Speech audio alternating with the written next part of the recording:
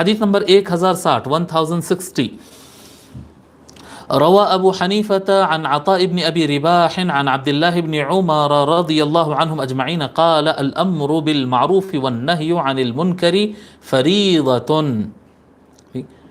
فريضة قلت فمن تركه كفر قال لا.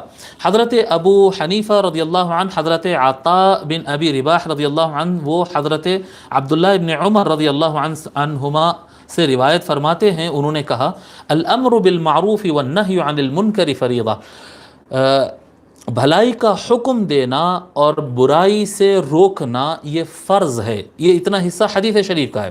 الامر بالمعروف والنہی عن المنکر فریضہ، بھلائی کا حکم دینا اور برائی سے روکنا یہ فرض ہے.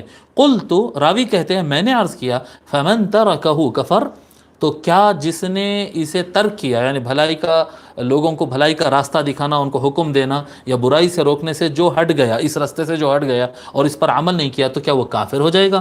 قال لا، حضرت عبداللہ ابن عمر نے کہا کہ نہیں، وہ کافر نہیں ہوگا، گنہگار ضرور ہوگا لیکن کافر نہیں ہوگا.